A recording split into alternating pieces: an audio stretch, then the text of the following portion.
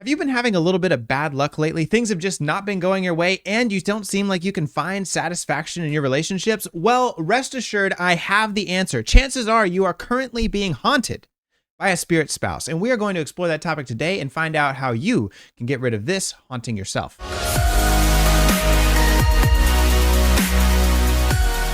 I want to first take a moment to apologize. I did not know that spirit spouses were a thing that could cause such terrible devastation and unfortunate consequences in your life. But after today, and I was made aware of this situation that's happening to quite a few amount of people, I'm going to share this information with you so you can be prepared, because that's why you're here, right? You want to know what is going on, what is the situation, so you can take steps and fix your life. From your very own Jesse Lyon, Lyon Mental Health. Of course, if you haven't caught on already, this is the biggest load of bullshit I've ever heard.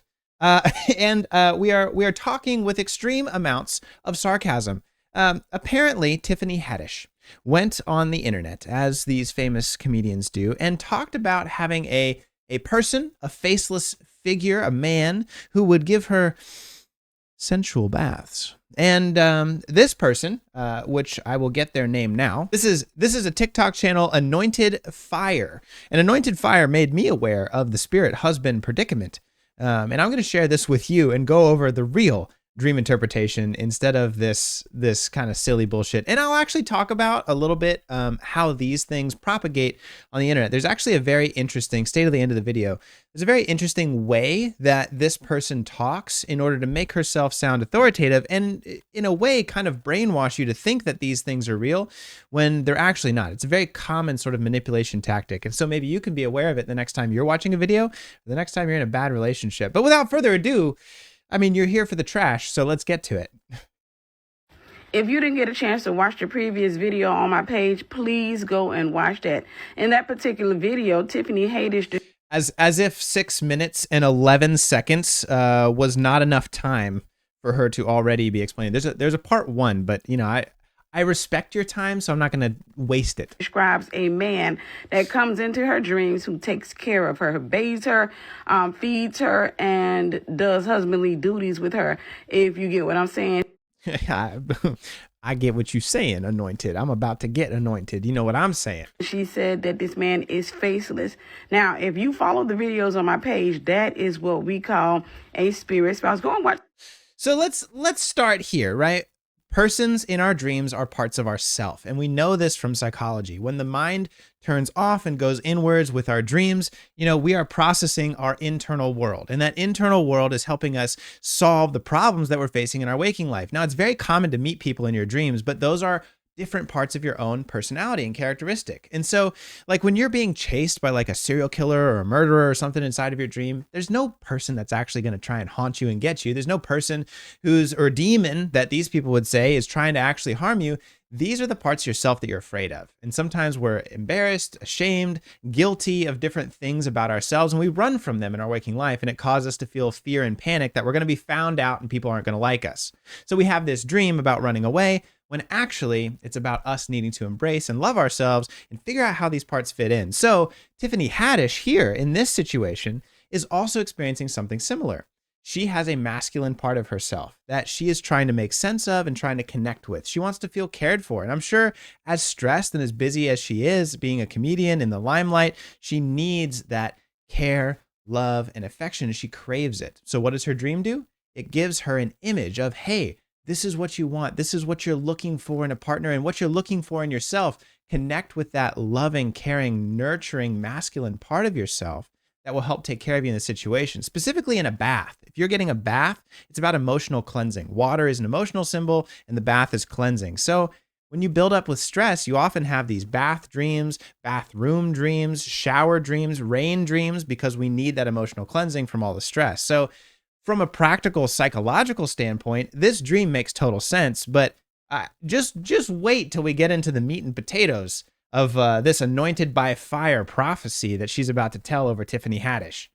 Watch some of my previous videos on spirit spouses to Don't get do a it. little bit of Save your education, time. but I'm going to make sure that I inform you here about spirit spouses. They are incredibly dangerous. In the video, the guy asked her what was the name of the guy, and she said she didn't know. In her dream, she just calls him husband. because it's herself. I happened to see that video stitched on somebody's page. I think his name is Abednego. I happened Shadrach, Meshach, and Abednego. Oh, never mind. to see the video stitched on his page, and I just had to come out and speak on it as well. If you want more context on spirit spouses, go and read the book of Genesis 6. She just had to, starting guys. at verse She just 1. had to. What is a spirit spouse? Okay. A spirit spouse is an unclean spirit that marries a person in the realm of the spirit. And in order for it to accomplish this feat, it has to find a legality. The most common legality is witchcraft. And when I say witchcraft, I'm not just talking Apparently, witchcraft is a legality too. I don't even know what that means. about pots and potions. I'm also talking about rebellion. The Bible says rebellion is as the sin of witchcraft. They take these things and make them so bland that it affects everyone. And so now you need to be afraid too. Oh, you didn't practice witchcraft and have hexes and spells and curses and cauldrons? Don't worry. Did you ever rebel in your life? You're a sinner. You're a witchcraft. And so that's one of these techniques, right? Is like people will take this terrible, terrible thing and include you in it in some big logical gap. How does rebellion equal witchcraft? Lack of explanation here, but now because she's talking so quickly, there's so many jump cuts, and she talks for so long, it's hard to focus on the lack of logical consistency inside of her argument. And this is what toxic people will do. I'm not saying she's toxic. I'm not saying any diagnosis about her, but watch out for narcissists. Watch out for toxic people in your relationships and in your life, because they will talk for a long time and they will have all of these logic gaps inside of what they're saying that they speak so fast you gloss over them and accept them as true without them providing any actual evidence. And so you're seeing a great example of this right now. And hear me, spirit spouses are very common. They are incredibly common. They fall under the classification of a marine spirit. But never giving any example of how common they are or why they're common, right? Glossing over that. But now you're afraid. Meaning they are more common in areas or territories where there is a lot of water. Oh my God. Have you ever been near water? You are in direct problematic territory for this spirit spouse to haunt you now. This is, if you've ever rebelled and if you've ever been near water, it's going to be a problem. It's the most ridiculous shit I ever seen, dude. For example, in certain parts of Africa, you will hear the people saying the women that live over by that water, it's hard for them to get married. It's hard for them to stay married. Most of them are single mothers. They're aggressive. So the men from their village won't marry them. They will go to... Maybe they're just assholes, right? You know, everyone can be an asshole. It's not because you live near water. Other villages to find wives. What they're describing is those women having spirit spouses. Sure. Of course, I'd be remiss if I didn't inform you that spirit spouses are oftentimes generational. This means that the spirit spouse you may be entertaining may be passed down to you. Could have been the spirit spouse of your great-great-great-great-great-grandma. Or your... What? Okay. Maybe you've never rebelled in your life. Maybe you've never lived near water, but have you ever had a great-great-great-great-grandma? You're affected too now. Your great-great-great-great-grandfather. I always warn people that demons tend to think in generations, meaning anytime they're hurting you, especially when children are involved, they're actually looking past you. They're looking at your brain kids hurts because they're trying to secure their position in your bloodline. So they will repeatedly attack and tempt you to keep you bound. Spirit spouses oftentimes show up in your dreams as faceless. Tiffany. So let's talk about faceless. Why does something appear in your dream as faceless? It's actually very good psychological, not witchcraft or spiritual reason. The reason is you don't know their identity. Faces are how we tell people apart, typically. If you've ever tried to be an artist and draw a face, it is so incredibly hard because the eyes and the mind are so attuned to facial features. If you get anything wrong while trying to draw a face, your mind instantly recognizes it. So we use our understanding of faces to really tell people's identity. This is you and that is you. And we tell people apart with faces. So if you can't see a face, it means that you don't understand that part of your own identity. So for Tiffany Haddish, she's probably very busy, very stressed, very creative, very comedic, right? She's in her creative field. And so what she's lacking in her life, most likely based on this dream, is some structure, some care, some consistency, and some way to relieve emotional stress. That's why she's having this. Now, there's a part of her that can give her that consistency and emotional relief from stress, but she's so busy being a comedian and being active and busy that she doesn't really know that side of her that slows down, that is consistent, that is loving, and that releases that stress. And so you see this person as faceless because you don't understand that part of yourself. You don't understand that identity. It has nothing to do with being a demon. Hades describes hers as being taller. That has everything to do with rank. In other words, she has a spirit spouse that outranks her in the realm of the spirit. This is because I'm 6'2". Tell me in the comments, how many of you do I outrank in my spiritual stature? 6'2". she's been feeding it. Whatever you feed Did will you know? grow. Whatever you starve will die. Just like we grow in Sorry, stature short and kings. strength when we eat food, demons grow in rank whenever we feed them through sin or we feed them through passivity or fear. But they often Eat your show up vegetables. as faceless creatures. And if you pick up one on your own, typically you will have a dream of somebody proposing to you. First, you may start off having dreams of somebody dating you, and this guy's going to be faceless. Or sometimes if he's not faceless, he's going to be wearing the face of an ex of yours, wearing the face of your grandmother, wearing the face of somebody. See, this is what they'll do. This is classic, like psychic medium stuff too. They'll start to say things, and they'll say something very specific, but then they'll say something adjacent, and then adjacent, and then adjacent. So watch what she started out with. If you've ever had a dream about someone proposing to you or being in a relationship with you, or, and she keeps adding on these or things, knowing that one of them is going to resonate with you. And so because one of them resonates with you, you're like, oh my God, she knows me. She knows what I'm going through. It's bullshit. And it's the cognitive bias that many of us go through because we're all afraid. We don't want to be haunted by a spirit. I get you, girl. Understood. But let's be real here and let's look at the logic. Let's say that you have somebody that you're in a relationship with, or you see somebody proposing to you. What does that mean? Commitment. You either want a relationship, and so you're fantasizing about your crush or somebody you want to be in a relationship with, or when you get proposed to or you're having a wedding inside of your dream, you're thinking about a commitment. So marriage is seen psychologically as a promise. And so if you're starting a new job, you might have a dream about a wedding. If you're starting a new relationship, of course, you might have a dream about a wedding. Your mind is going 10 steps ahead thinking, how is this relationship going to work out with this person as a way to keep you safe and a way to protect you? Your mind's not trying to be an asshole to you. It's trying to help get things ready for the next steps. This is great. So if the demon is wearing a face, it's typically going to be denoting the origin or the way that demon came in. So for example, if that demon is wearing the face of your great grandma, then she's going to be the door that demon came in through. If it's wearing the face of your ex-boyfriend, then you likely picked it up through your engagement, through your encounters, if you may, with that ex-boyfriend. Oh my God. When it's faceless, I knew it's that dick was oftentimes toxic. generational. Or it's something that you picked Got up demon through your penis own right there. rebellion. For example, if you play with sage and crystals, if you get involved in witchcraft in any measure, you're going to pick up a spirit spouse. But again, they will You ever touch sage or a crystal? Spirit spouse right there. Boom, got it in your body. date you in your dreams. They will marry you in your dreams. You have a dream of somebody proposing, putting a ring on your finger. You have a dream of you marrying a faceless guy, or you have a dream of you having intercourse with a faceless person. Then 9 times out of 10, you have a spirit spouse. I know you think this is wild, but wait, it gets better. It really does get better. Or the door is open for you to get a spirit spouse.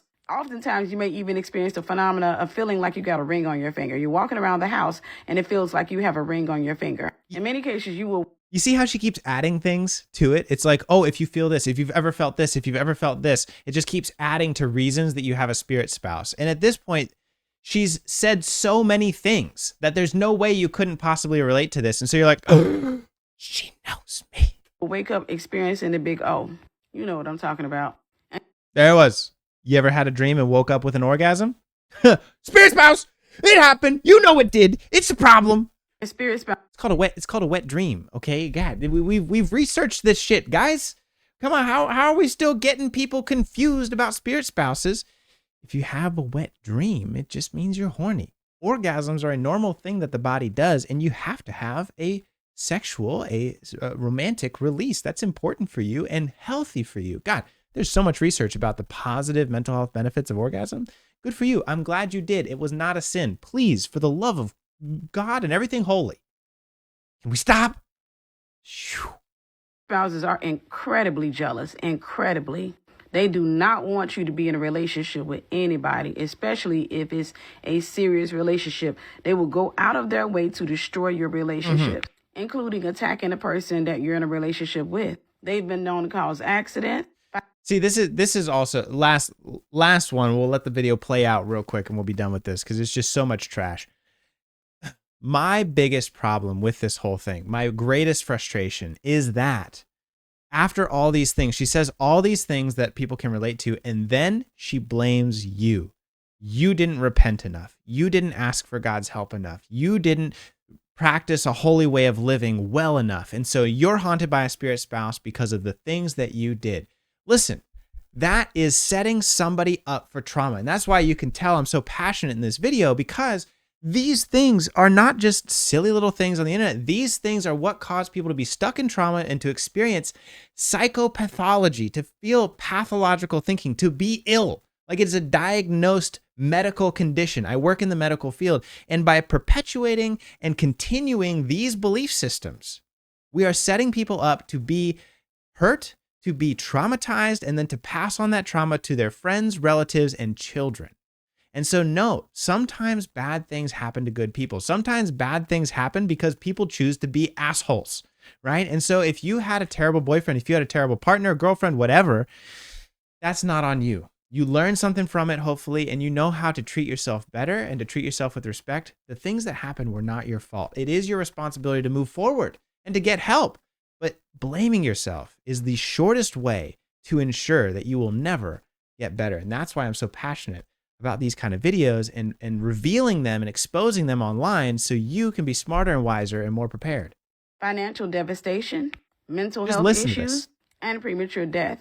All the same, they come in rank. So one woman's spirit spouse. She's listing all the things that are going to happen to you if you have a spirit spouse. May be stronger than the spirit spouse of another woman. This means that the woman who has a stronger spirit spouse, her spirit spouse can actually do quite a bit of damage. Trust me, a lot of the tombstones and graveyards are courtesy of spirit spouses. This is why I tell people, get delivered before you think about dating. This also means that whoever gets in a relationship with Tiffany Haddish, should she not get delivered, is going to go through some stuff. And man may even lose his life by attempting to date, especially if he tries to marry her, because that spirit spouse has a legal right to her. Again, it could be generational, or it could be something that she did to open that door. They will not let you see the blame. Married, period. Do you see the blame? Like how much blame, anything bad that happens to anyone related to Tiffany Haddish is Tiffany Haddish's fault because she sinned at some point somewhere and got a spirit spouse.